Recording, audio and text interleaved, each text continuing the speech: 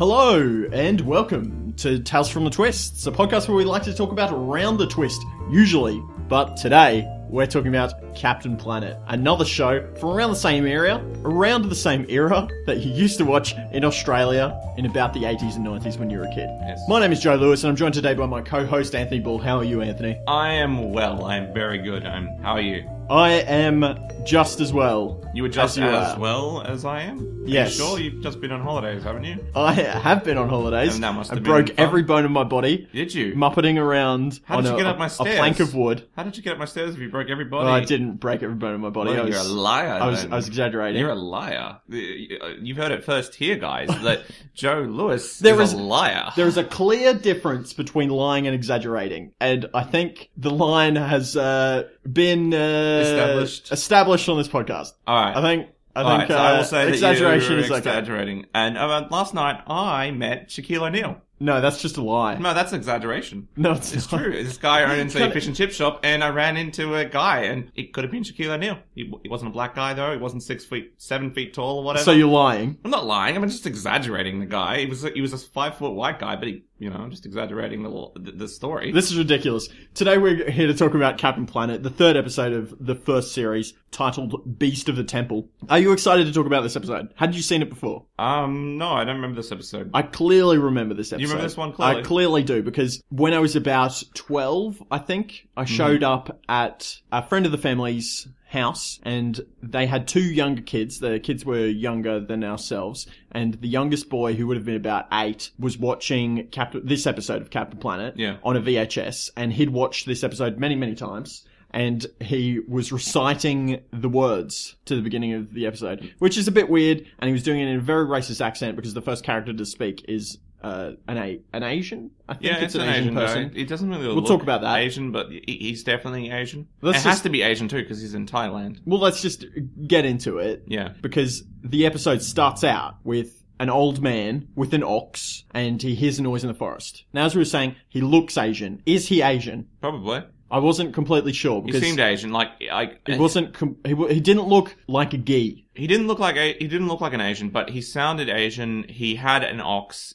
And I don't know. That's why I was like, until they said that they were in Thailand, I'm like, I'm pretty sure he's Asian. I'm going to go out and guess, but you know what he could have been? He could have been Indian or Pakistani or anything. Well, he didn't look Indian or Pakistani. No, but that's the thing. He looked like he was tribal. He looked like he had this. Tribal? What I got was not the way I got his area was not how he spoke, was more so the oxen. The oxen had this weird writing on it. Yes. So I was like, I wasn't sure what that was about. So I was like, well, it kind of, though, it looked Indian, Pakistani, or Asian in its origins. It definitely didn't look Western. So I was like, well, that narrows that out. And I assume if he was in Africa, it would probably be black. So it's like, and I didn't seem South American either. So I just went, let's look at our Asia. Reference characters. We've got Gee from, we assume, is China, right? Japan. You think it's Japan? I think it's Japan. I'm fairly confident it's China. I'm fairly confident it's Japan. I'm fairly confident that you're wrong. That's but we fine. have Kwame from Africa. Yes. Who we're fairly confident is from Ghana, right? Yeah, I think so, because his name was like Born on a Saturday? Yep.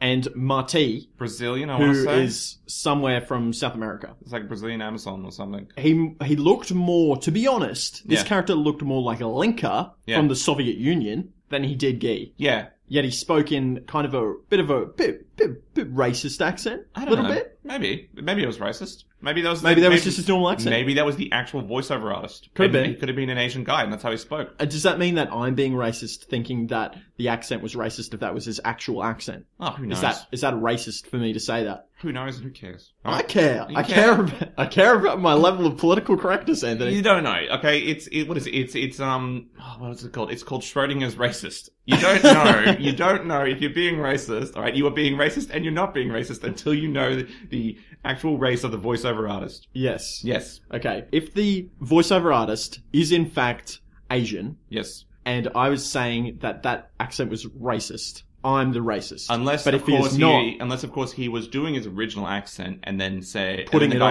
can you do a little bit more Asian?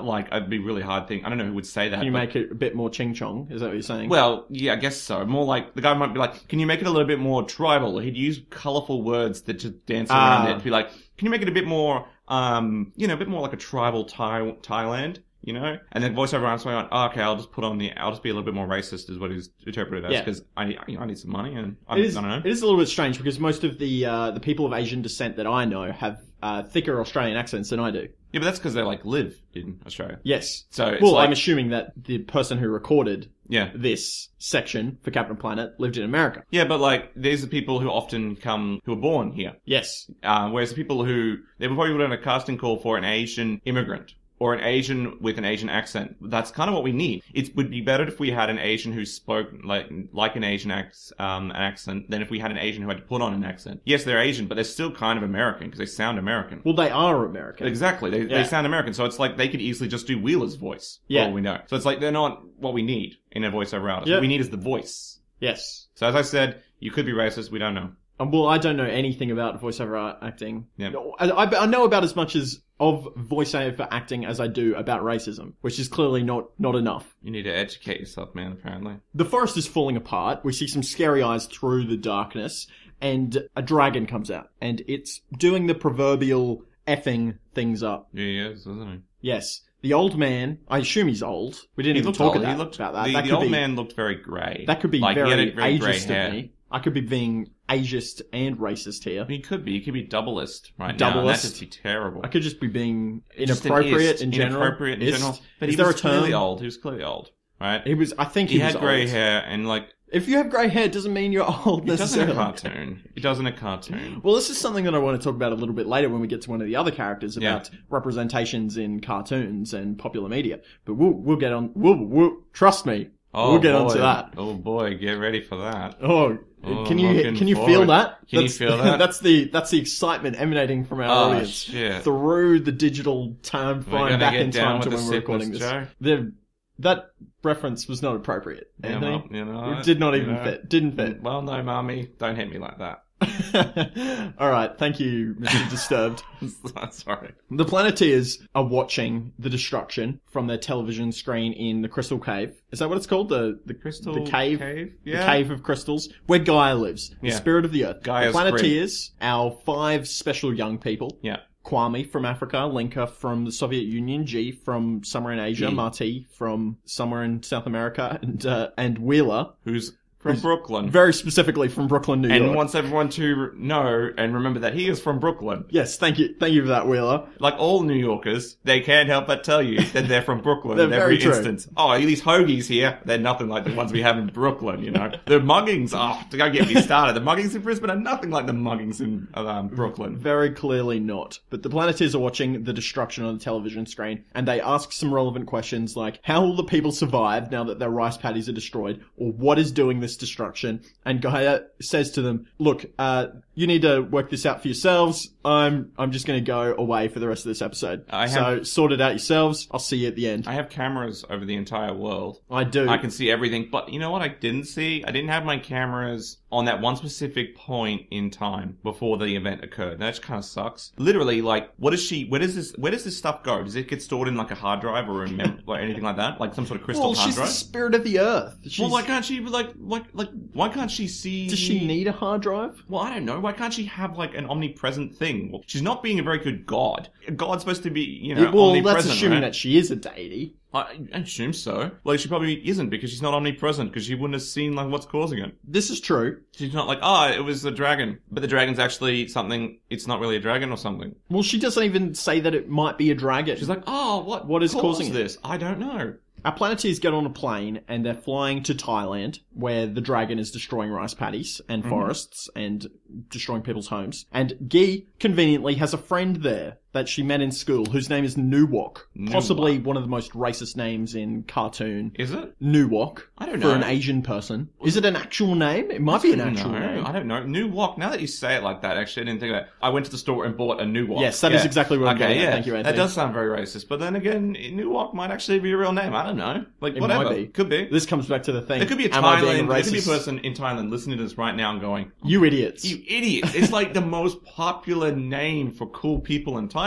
If you are named Nuwok out there, please let us know, because I would love to meet a Nuwok. I would indeed. Yes, so. Maybe even more popular Like I said, than Anthony Schrödinger is racist. Schrodinger's racist. We are both racist and not racist at the same time until a new orc speaks to us. It's hard. This is a hard job. It is, okay? It's a minefield. Somebody has to do it, and I will take that mantle. There's landmines of racism out there just waiting to be stepped on, and I don't know where. That's not cool, man. It's not cool. I'm doing my best not to step on one. You just made a joke about landmines, and we're talking about Thailand. That isn't cool. That was clearly unintentional. You're the most racist person I've ever met. I'm not. I'm trying my hardest not to be. I'm just stepping on the landmines. There I go again. There you go again, mate. Jeez Louise. Apologies indeed. So they're flying on the plane, and the Planeteers say, "Oh, well, why didn't Gaia tell us more? That, we need to know what we're flying into here. We could be flying into a nuclear disaster zone. We could be flying into anything here." And Kwame, the giver of all wisdom in the Planeteer universe, says, "Well, if Gaia didn't know what it was, or didn't tell us, it must be a real mystery. Thanks, Kwame." Yep, good work. Yeah. You useless character. That was kind of useless there. Like, Kwame this episode is really useless. Kwame in every episode is just a jerk who's like, we must trust in Gaia. He's got good leadership skills in a lot of other episodes, right? But he's just... And he does some other things. Like, he lands the plane, he directs the people, the Planeteers. He sort of does the team role. This one, he didn't do anything. Well, most of the Planeteers in this episode hardly do anything. Yeah, like... That's the trouble with having Marty five was of actually them. probably the best of them. No, don't be ridiculous. You kidding me? Marty does nothing. Marty was not including this episode. Yeah. In the first two episodes that we saw, how many times did Marty use his power effectively? Once, I think, to communicate to Gaia or talk to them or something. Yeah. But up to this point, he's only used his power as a communication. But how many times have they used the other Planeteers use their powers? They use their powers at least once. They always try and do things. But they don't do any. They always fail at it. They always fail. Whereas Marty kind of succeeds. So he's like... This is interesting. So Marty succeeded like at least once or twice in doing what his role is. Yes. Versus the Planeteers who have tried many times and probably... I think they failed most times because they go, "Oh no, we can't do it, so let's call Captain Planet." So Monty's got a success record of 2 for 2, basically. Whereas the Planeteers have a fail record of like 0 for 8. To be honest though, if you're a writer thinking of, what opportunities do we have to give Marty to use his power in this episode? Not many. Yeah. What can he do? He can communicate with his team, or he can sense and control animals. Yeah. And unless you're having him control animals in every episode, well, you're not he going was to get a able to lot. control. He was able to see where Wheeler was, and he was able to sense like animals around. So he has that sort of thing going for him. I mean, they were kind of screwed. They didn't know where he went in this episode. Like we've said before, he's kind of that character that is normally in the control room, talking to everyone. Yeah, he should be there. He should be the guy who's like, "Oh, you need to go over here, blah blah blah." He's got a headset and he's got like multiple computers and he's sliding back on a chair, back and forth, between the monitors. Making cracks, being the comic relief, like that chick in Criminal Minds. Or the Joker in Mass Effect. Yeah, Joker. Yeah. Joker, the pilot. Yeah, that actually does remind me of Joker. Ho, I've got glass bones. I'm so funny. I'm Seth Green. Was it played by Seth Green? Yeah. Joker in Mass Effect? Yeah. Oh, really? Yeah, totally played by Seth Green. The things you learn. Yeah. Guy's still piloting the plane. Does it have a title? This Planeteer plane? Geo Cruiser. Geo for Earth. Yep, and Cruiser because it cruises, I guess. Yeah. Yeah, so It's called the Geo Cruiser. Geo Cruiser. Sick. What? Your enthusiasm for the plane is just there, man. What? I don't know, like... Geo Cruiser. Am I supposed to get excited about that as a name? Yeah, you're supposed to be like, "Oh man, it's such a good name. It's so... No. It's so... so inventive. So inventive. Nah, get out of here. Get out of here. You wanted something like Woofduffer or something. Woofduffer. Schnickelsmagen. Schnickelsmagen. What is this, a German Nazi plane? I don't know, random names. So that's Volkswagen. Osterfahne. I don't know why when I make up words, they automatically become German Nazi words. It always is. Wuscheldorf. I never make up French words. I never make up any other Japanese words. No, you do make up French words. Yeah, that's true. I do. I do make up French words sometimes. You do that more often than that's why I want to go to New Caledonia, because I can pretend to be French. Yeah, I'm sure that'll last. Yeah, that'll last really well with New Caledonia. They land at the village and there's no one there. And Guy's friend arrives out of nowhere. Is it G or Guy? It's Guy. We've been over this so many episodes. It's remember. Guy. G. It's G. Gee. Newok arrives and he's very happy to see G. G. Fuck.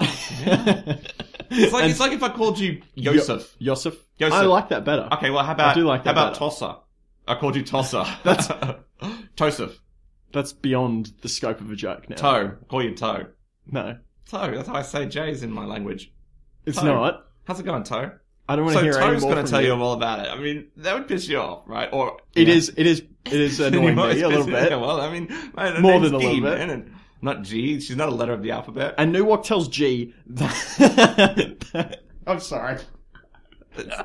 She is a formal item of clothing. Newok tells Guy that the villagers are scared because of the dragon beast that they think is the V-pot, the V-pot. V-pot? I think it was V-pot or V-poc. The problem with this episode was that the music was really loud. It was very difficult to hear any of the characters. Yeah, the music was way over the top of the voice actors. The sound was up high. And this was mono, right? It might have just been the copy that we were watching. Yeah. But I assume that it was in the mix as well. Because it was like it was either one or two audio channels it would have been in it. So this music's way too loud for me to understand what they're saying. It was difficult, especially when they're saying words that we had never heard before, like a V-pot or V-pot, yeah. V-pot. Anyway, the dragon beast, it spits fire and it puts forth destruction over the villages and the forests of the people of Thailand. Yes. And Wheeler is not impressed. He does not think that spiritual beasts are coming around to destroy villages. Yeah, that makes sense. The dragon beast ancient spirit is not a thing, according to Wheeler, who comes from Brooklyn, New York, if you did not know that. He's a skeptical New Yorker, you know? He's skeptical indeed. Newok is an atheist. Yeah.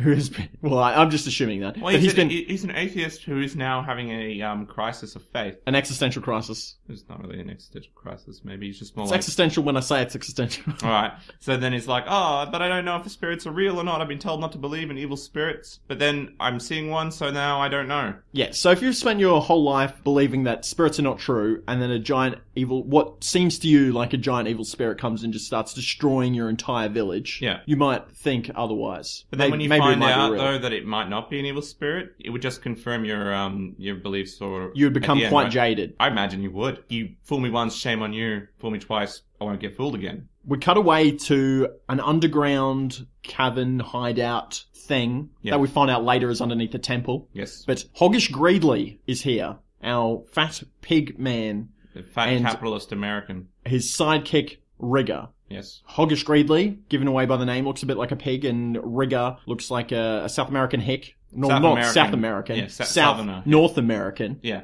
South United States. Yeah. Deep South, which is still north. I picked that up in the South. In this episode, and I don't think in Captain Planet there's a single bad guy that I can point to that isn't white. Yes. Well, I wanted to talk about representations of villains or characters in general in cartoons. And in particular, Hoggish Greedley, right? Yeah. He's a fat guy. Yeah. And when you have fat characters in cartoons or even in shows like Round the Twist, if you have, what's his name?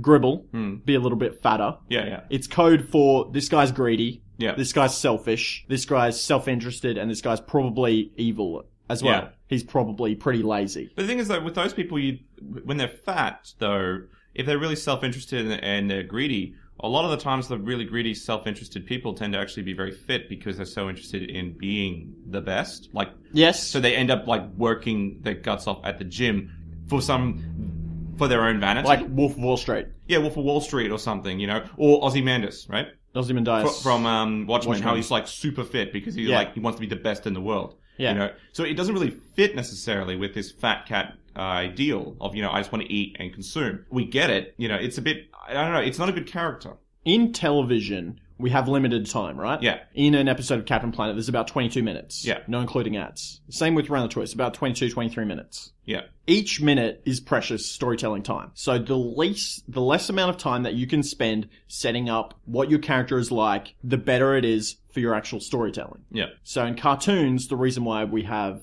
evil fat characters is evil fat cat characters, like chewing cigars, got lots of money, is because it's a shortcut. Yeah. If you portray that character a certain way, it's quicker for the writer to translate to the viewer, this is some of the attributes of this character. Yeah. This is what you should expect from this character, etc. Yeah. But it's gotten to the point now, 2015, maybe not in the 90s, probably in the 90s, becomes what we call a cliche. Yeah. When a convention, which is something that, like what I was talking about, yeah, is overused, we call it a cliche. Yeah, yeah. And so the fat business capitalist guy has become a bit of a cliche. It is. Point. Like, the thing is, though, we need to compare this. You haven't seen Loot and Plunder yet. Okay? Loot and Plunder, okay, and Loot and Plunder, obviously, is the character we were talking about, I was talking about before, because it just reminded me that, yeah, there are actually, that, you know, so they exercise, they become very vain and all that stuff. Yep. Yeah, that's embodied in Loot and Plunder. Who's a fit guy who's actually, I guess he prides himself on being looking good and being attractive and being very successful at what he does. You know what I read when I see Cloggis, Greedley, and Rigger? I see that as actually a metaphor of the Republican Party. Okay. Tell me why. Okay, so you got Hoggish Greedley. Hoggish Greedley is the fat cat capitalist American. He's very clearly American pig, right? Pig capitalist. Capitalist pig dog. Pig dog, yep. American capitalist swine. All those terms always used related to pig. He's greedy.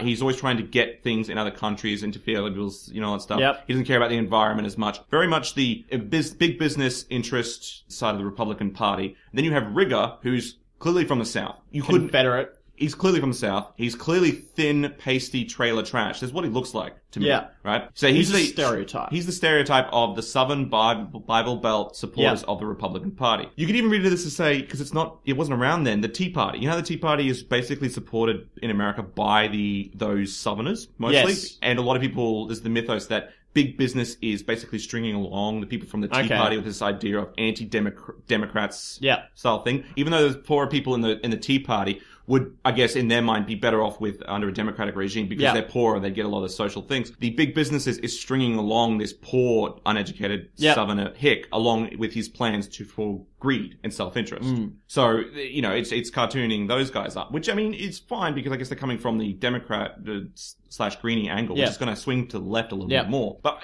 I'd love to see in this show someone who was really a Ra's al Ghul, if you will. Okay. A Ra's al Ghul wants to bring about world peace, but how he does that, right, is through death and destruction. Yeah. You know, he needs to ensure, you know, order. And that often involves killing things, right? Like the Utopia Project in Utopia. Yeah. Have you seen Utopia? I have not seen Utopia. Oh, okay. Right? So basically kind of like that. And so what you could have is someone like a Greenie who's like really interested in environmentalism to the point where he's going to destroy most of the world. Well, isn't that what Ozymandias does? Exactly. In Watchmen? Well, Ozymandias is a little bit different. Ozymandias is like, he's using that. Yeah, he is. He's trying to kill people. Yeah, to bring about the perfect ideal of the world, But in Captain Planet, there's no, we need to plant more trees to the point where you're actually starting to uproot everybody. The only one that does that maybe is that rat guy, but he's only interested in the rat, right? He's just destroying it for the purpose of the rat. He's not someone trying to bring back the world to its natural state, but he's doing it way too fast, way too hard, and it's causing a lot of people tons of problems. Yeah, there would be an even trade and say,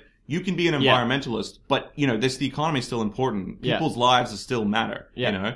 We can't just go in there and say, you need to leave your house, we're planting trees here. What you're talking about is complex moralities. Yes. And something that is often missing in children's TV shows. So people that are trying to do good things that have bad effects to some other people. Yeah. Have you seen the film Princess Mononoke? It's a Studio Ghibli film. None of those words make sense to me. I didn't even think they were words. I'm assuming some of our listeners will have seen it, but the thing that I find really interesting about Princess Mononoke, it's an anime film, Studio Ghibli. They made Spirited Away and all those other ones that a lot of people are familiar with. But anyway, there's a bunch of different factions. Yeah. Right? And they're all interested in different things. Like there's the one faction that's interested, it's run by this queen lady who's interested in looking after the women that have been treated badly by this other faction. So she does everything that she can to build a city to protect these people. But in doing that, it's affecting this other faction, like the wild animals whose forest is being destroyed by this lady. So what she's doing is right for her people. And you could see that what she's trying to do is actually good for her people and maybe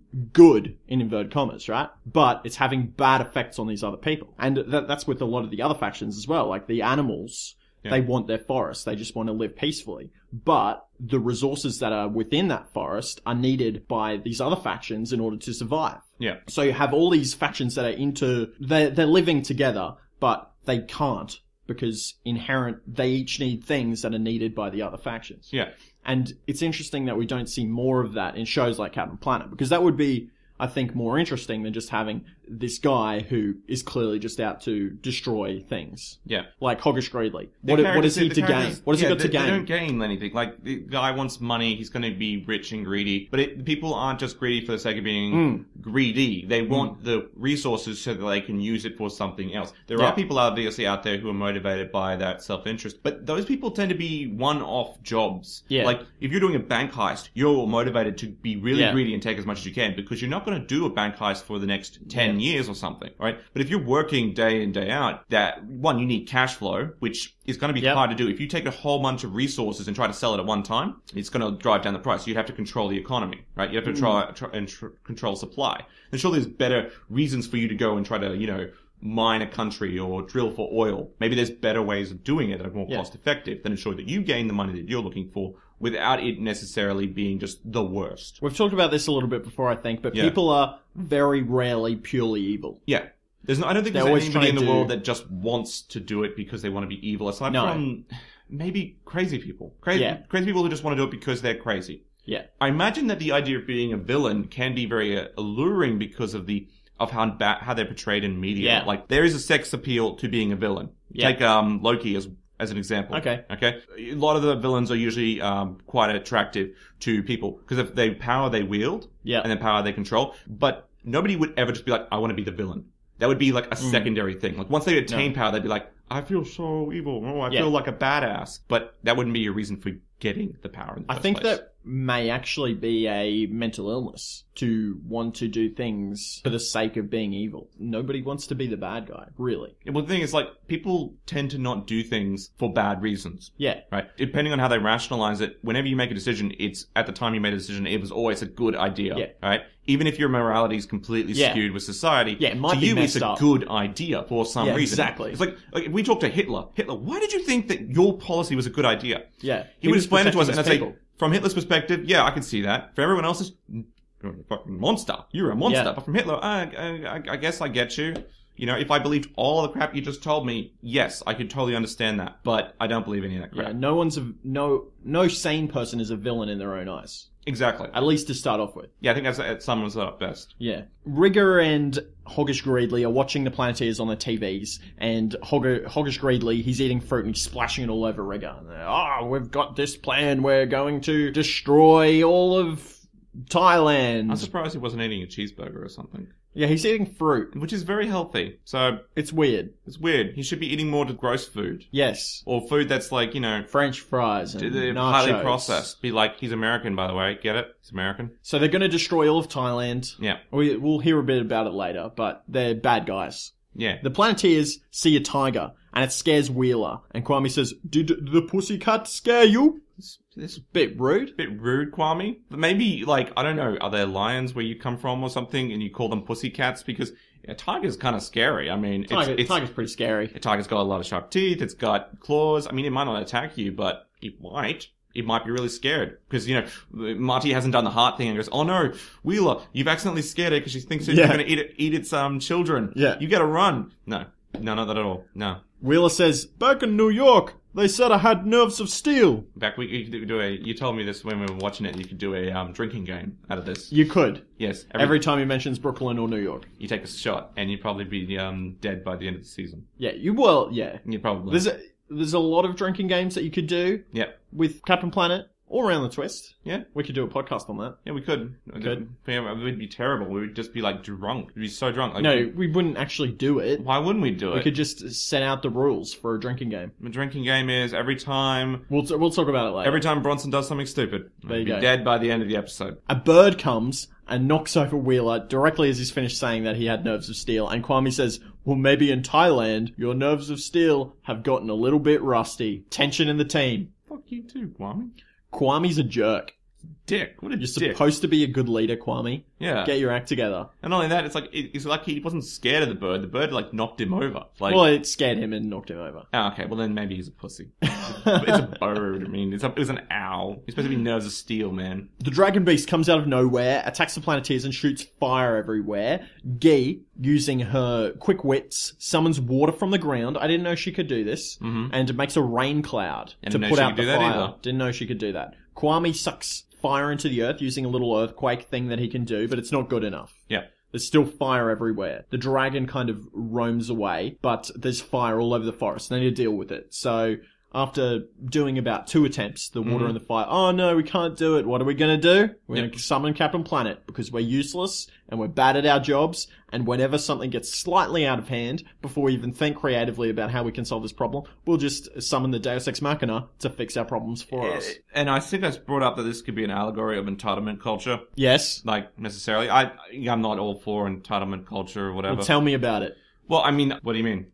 Oh, sorry. Tell me more. Well, I'm just trying to put it like... I'm interested to know. I'm trying to put a caveat out there. I'm not trying to say that is a permeating culture that exists within Australia. But it is something that can occur in some people. You know, like some people can just be like... I experience this sometimes, like, you know, you just want someone to help you to take it away. But the fact of the matter is, sometimes it's better to learn. Yeah. You know, you need to fail in order to learn to try again. Other people, it's like they fail enough times that maybe they could probably do with some help. These people, they did not fail enough. They did not fail enough to warrant getting Captain Planet. They tried like once. They tried once. They should have tried multiple times. You know, a couple of times. I mean, like, it's no use. This fire is just too big for our power. Let's our powers combined. At least then you've given it a go. This was... the rain cloud, it's not working. Oh, the Earth, the Earth's not working. Oh, what are we going to do? Oh, I know, let's just call Captain Planet instead of, you know, I don't know. Dealing with our problems. Trying to do it again, you know, trying again. Seeing why it didn't work. Oh, why didn't it work? Well, maybe because the cloud, you know,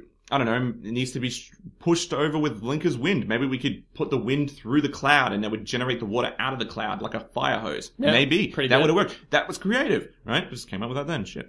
Wheeler didn't even use his ability. He didn't. I don't know how much control he has. Wheeler, I don't think Wheeler should probably use his ability, but like it's... But it's fire. Yeah, but I don't know if he can't control fire, what good is his ability? Do you think he can only summon fire? I think he can only summon or manipulate fire from within. Like, if he has fire, he can summon it and manipulate where it is, but he can't manipulate fire that already exists. That's rubbish. I agree, it's rubbish, but I don't know. All the others have this ridiculous control over their element. Basically, Captain Planet is the government, alright? Or some other external entity, basically.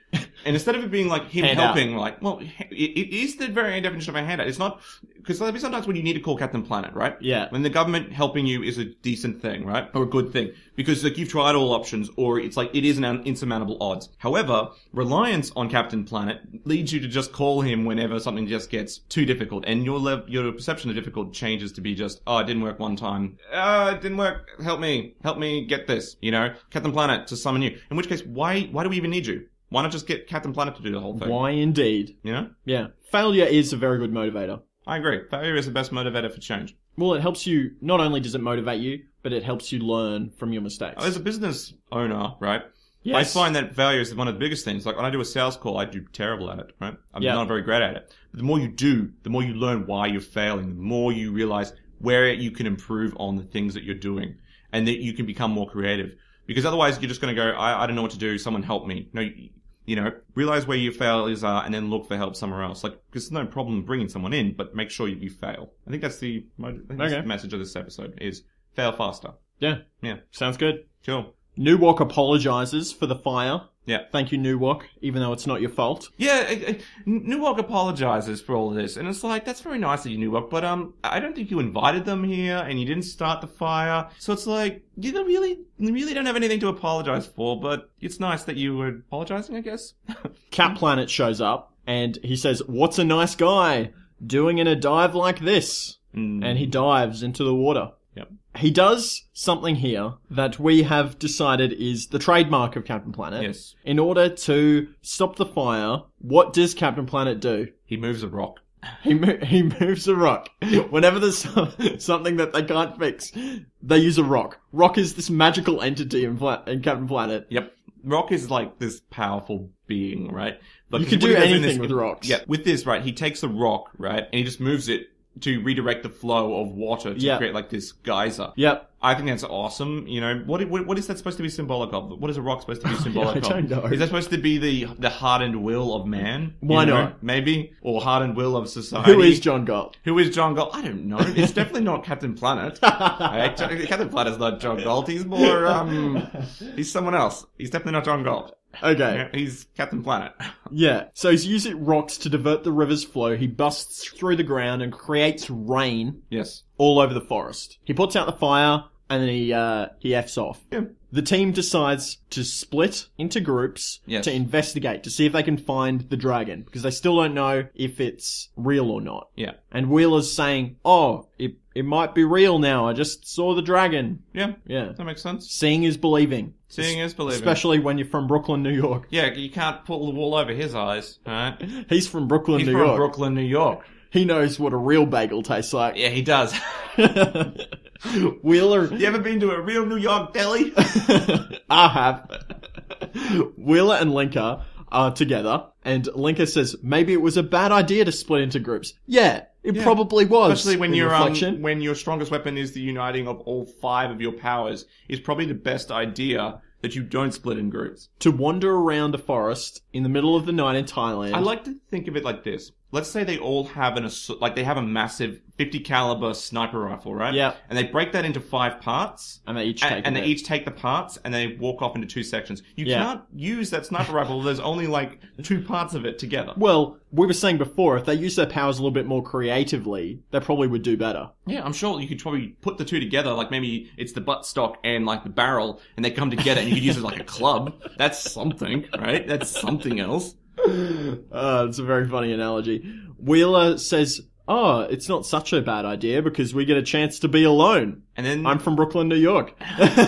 We don't get to be alone that much in Brooklyn, New York. They lean together. Wheeler's gonna kiss her, and it looks like Linka's reciprocating. Oh, dude, she lifted her chin. She was totally down for it. She was totally gonna make out with him. Where was this? I did not realize there was a sexual tension that just happened. We always knew that Wheeler was interested in Linka. We didn't know just Linka didn't was think Linka was back, you know? back. But she was totally interested. Maybe it was just the separation. Maybe. I'm in this forest, there's a dragon beast out there. But like, she looked like she was totally interested. Like, it didn't look like, no, don't kiss me, you pig dog, capitalist, imperialist pig. You're from Brooklyn, New York. You're from Brooklyn, New York. I am from Soviet. No, she totally was interested. But then the dragon's light comes along and cockblocks. Yeah, the dragon beast comes out of nowhere, and Linka falls over, and she gets her foot stuck in some roots. And the dragon beast is attacking with fire, and Wheeler and Linka are about to die. Yeah. Wheeler decides to shoot the dragon with his fire to fight it away. But turns out, dragon's fireproof. That makes sense. So,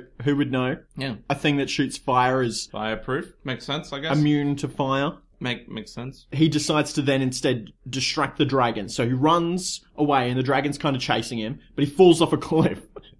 Yeah, right. Into water. Into crocodile-infested water. Yep. And then he's like, oh, don't worry, I'll just get out. And so he swims over to the ledge. Yeah, there's crocodiles chasing him. Yep. Swims over to the ledge. Climbs up on the ledge, and then he's like, yeah, I'm safe. But then it's like, crocodiles can climb ledges. And then the dragon's behind him, right? There's crocodiles in front of him, and you know what he's thinking right now? What? He's thinking that he shouldn't have chosen booty over duty, right? That's what he's thinking. That he got himself in trouble for this one. Like, he did. If they didn't try to make out in that tree, they probably wouldn't have been by that tree, and everything would have been fine. Poor Wheeler.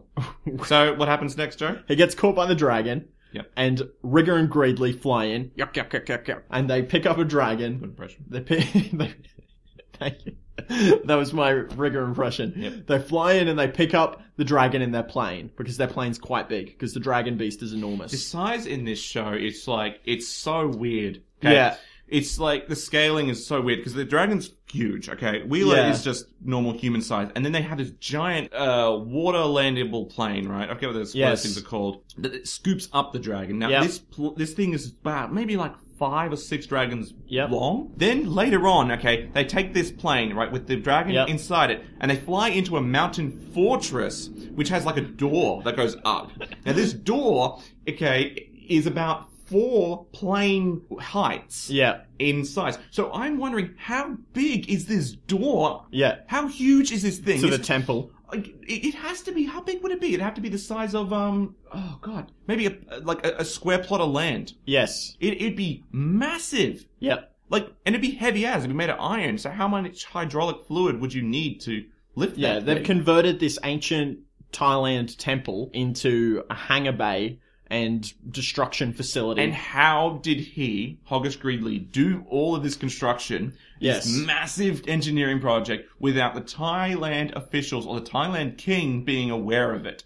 Did he buy off the Thailand king? Well, I'm assuming that's the case. Yeah, you'd have to, right? Because isn't it Thailand king, like, it's illegal, like, he's supreme ruler and all that stuff, and if you get supported by the king, you have, like, the autonomy, or whatever. Yeah. So, it's like, he would have had to buy off the king. Thailand.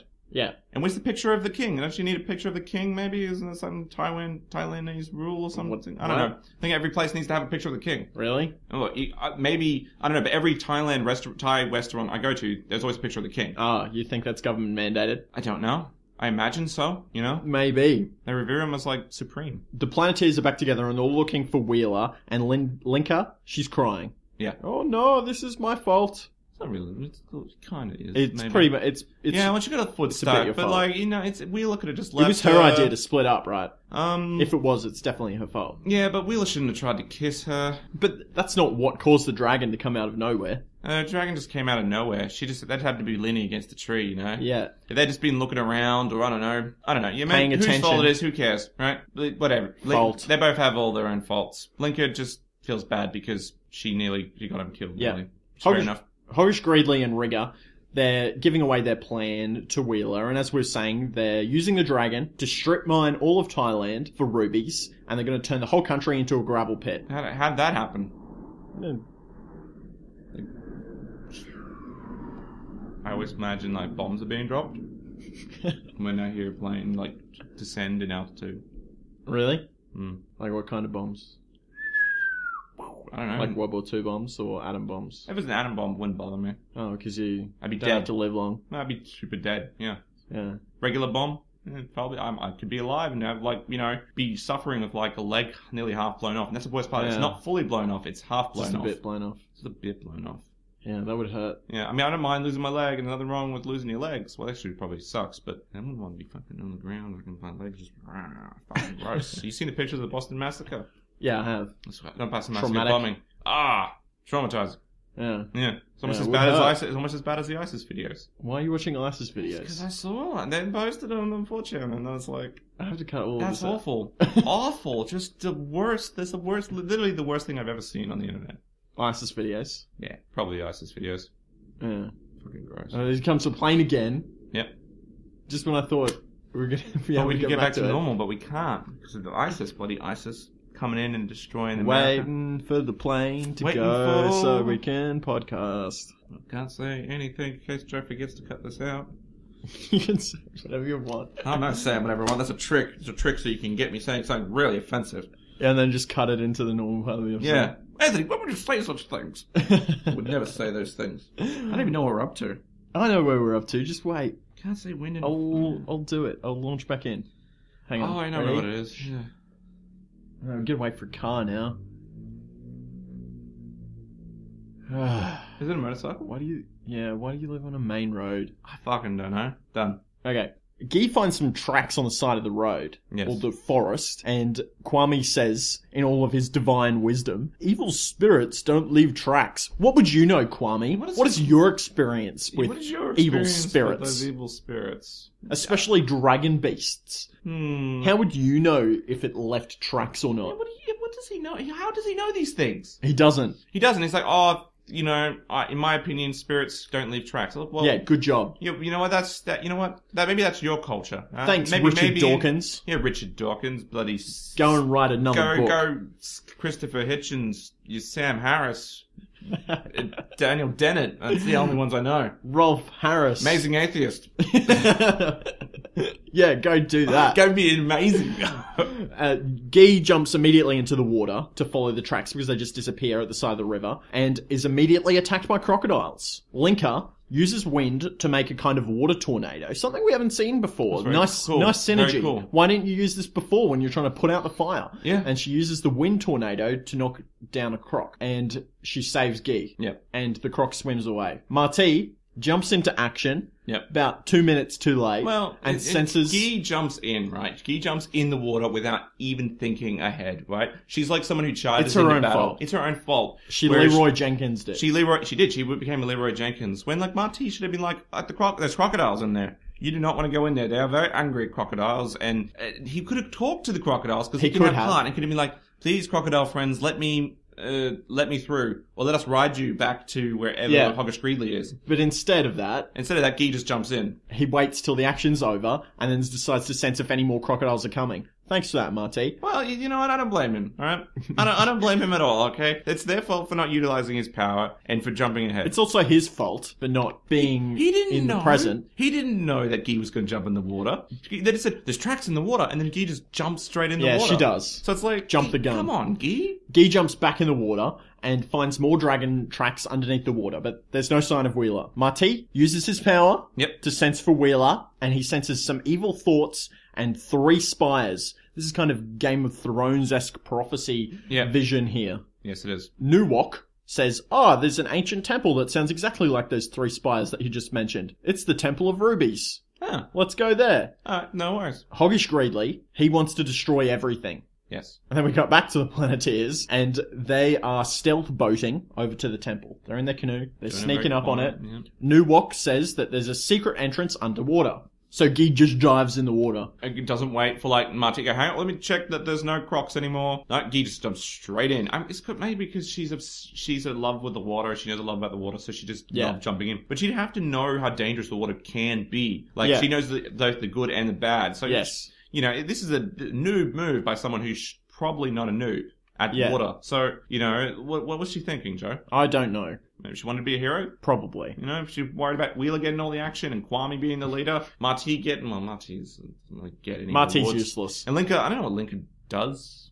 Linka is the Soviet presence. Oh, yes. The Red Menace. HG, Hoggish Greedley, he's eating, and they see the Planeteers on his video screens, and he presses a button that summons the dragon. Guy enters the temple, and she finds a knife that's just lying around on a table. It looked a bit like you described it as a letter opener. Yes. It looked like a letter opener. And she uses it to cut Wheeler free of his bindings. Yes. Hoggish Greedley catches them leaving as they're sneaking away, that pretend sneaking that you do when you're a kid? Yeah, you sort of creep towards Yeah,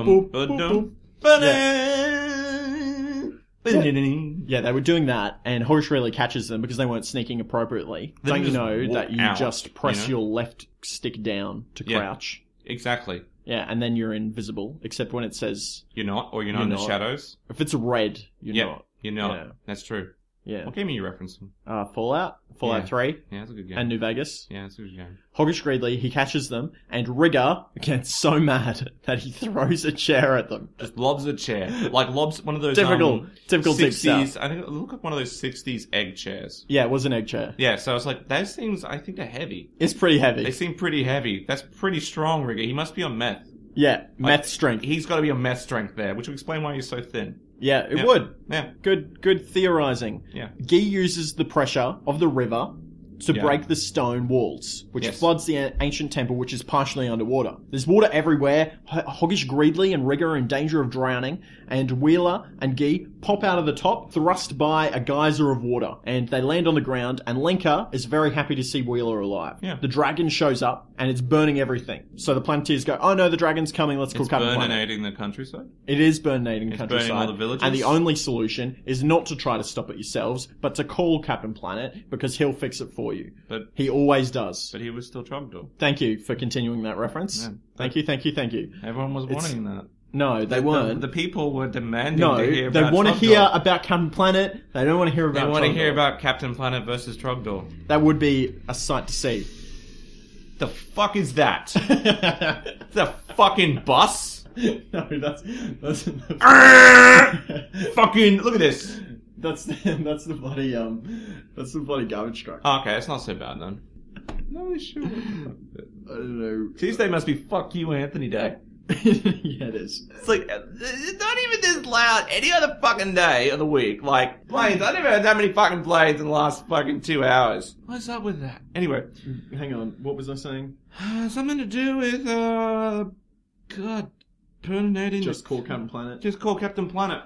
That is a sight that I would like to see. Captain Planet vs. Trogdor. But Captain Planet comes out of the magic rings, the 5 magic rings from the 5 special young people, and says it's time to branch out. Now, he uses a power here that I've not seen before. He uses vines to grasp the dragon. Which combination of powers would he use to control the vines? Heart and water? Oh, good question. I don't know. You know, in the episode where Bronson gets possessed by the water spirit around the twist, Yes. the water spirit can kind of control basically anything that has water in it, right? Yeah. Does Captain Planet have the same control of water? So he can control plants because they're mostly water. I would imagine so, yes. But he kind of summons them. He kind of turns into vines. Marty is the only So, I don't know. equivalent here, but Yeah. he's very clearly set up to be communicating with people and animals. But he has to change their motives. He can't actually control the Who controls the emotions. flora of the universe? No one can, because Gaia? like she could what's his Mega Jiggy could try to talk to the plants and say, plants, let us through or something, or give us your vines. But because plants can't actually like move, Yeah. like they could respond with, yeah, I'd love to, but I feel like instead Can't. of being heart, yeah, Marty's power should have been flora and fauna. yeah, that could have been cool. Earth, fire, wind, water, water, flora and fauna. No, it would have been Go terrible. planet with your powers You'd combined. have to pull I it am something else. It'd have to be like nature or something. Nature, you know. Wind, water, Ah. nature. Nature. Go. Yeah, it works. It's Works, like, or works, even works, just works. heart, and heart is the power of nature. Because heart is supposed to be just also your own heart towards the earth or whatever. Because you're right, like, he should be able to control some elements of the nature, or Guy should be able to manipulate vines, but maybe she can't. Maybe their powers are like a shotgun, you know? Like, they can't really control those powers because Captain Planet is the master of all Yeah. powers. He's able to manipulate He's the tiny little supercharged. amounts. Yeah. He's the supercharged Deus Ex Machina. Yes. Captain Planet makes a big hole in the ground after he's covered the dragon in vines, and he says, "This dragon is a real drag!" And he knocks it into the hole, and it explodes. Yes. Hoggish, Greedley, and Rigger, they run away, and Captain Planet says, "That's what you get when you try to turn the world into a gravel pit." And so I proved my point by digging a hole. Yeah. You notice that?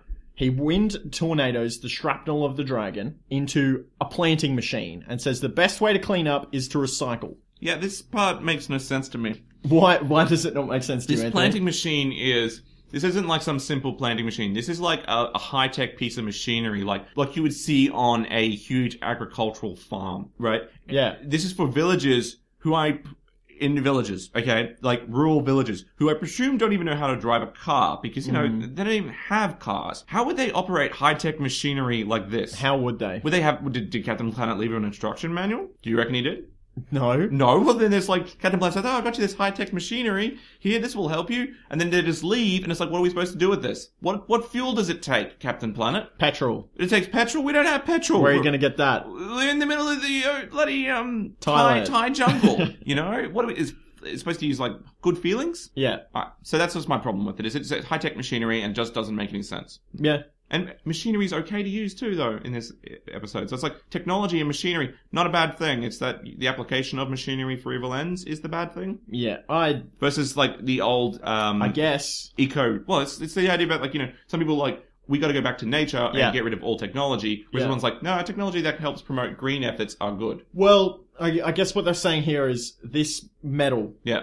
was used for evil. Now, instead of putting it in a junkyard, you can use it for good. Now that this metal has been created. Do you know what would have been better? What? If he transformed it into tools, farm tools for the village. Things that they could actually use. So plows for the ox. Things that they're qualified to use. Yep. Plows for the oxen, rakes, shovels, hoes, all those things that would make their life just a little bit easier. Okay? Why not, you know? Hey, this made out of aluminium or whatever material, this would be great. But no, I'm going to turn it into this highly complex planting device that none of you are qualified to even operate. Newok does not look like he has a tractor's license. I don't think he went to school though. He went to school with Guy. But I don't know if just because he's been to school does not mean he's licensed to operate a high-tech machinery.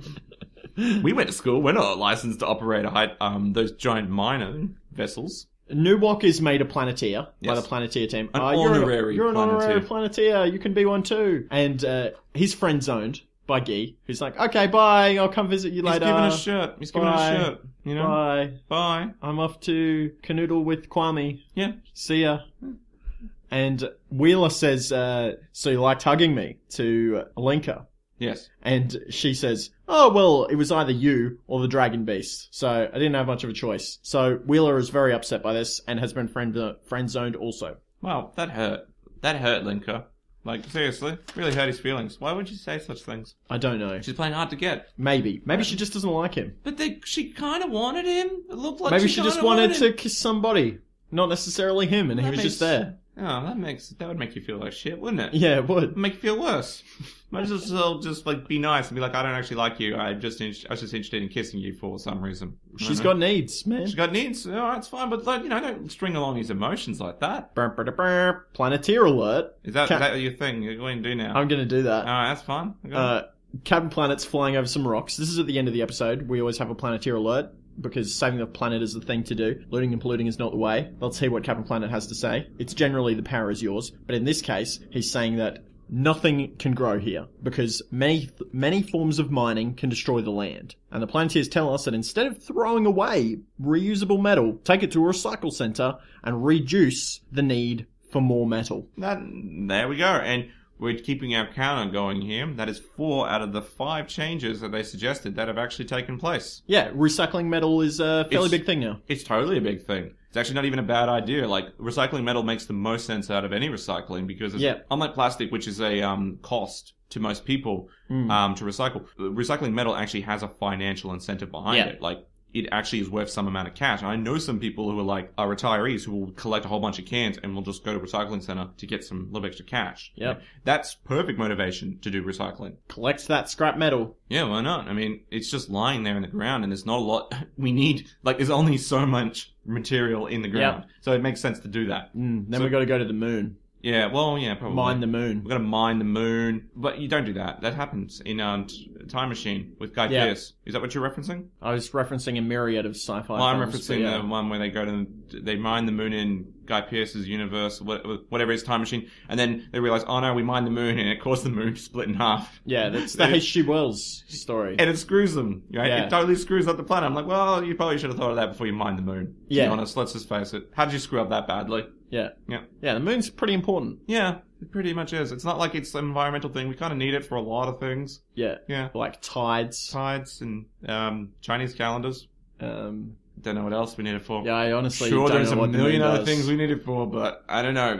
Chinese calendars and tide. It could just be useless. It could be. I don't know. Do we need tides? Do we need the moon? Do we need the moon? I don't know. Let's mine the moon. If there's an astronomer out there, let's mine the moon. I want an astronomer to tell me why exactly we need the moon, and could we live without said moon? Like, could we go to be without the moon? Would it be an astronomer? Yeah, wouldn't it be an astronomer? I feel like it would be a why would it be a geologist? Geographist. I don't know why. Maybe geographer. Maybe we need both. Maybe we need a geographer. The people who makes the maps and stuff. No, that's a cartographer. Yeah, a geographer. Geographer is someone who uses geography. Okay, right. So we need someone who is a geologist, a geographer, and an astronomer. Cartographer 2 would be just alright. For fun. Yeah, just for fun, whatever. I'd like to meet a cartographer. Do they still exist? Yeah. I imagine they still do, because you still have to probably just draw maps. Because land's always changing. Yeah. You know, like rising tides would actually probably be a good thing for cartographers because they love it. Well, yeah, because like the land. Oh, so they would be out of work if we mined the moon. Why? What are they doing? Are we going to war? To war. War! We're going to war! Because the tides would not be a big thing anymore and everything would just stay the same, right?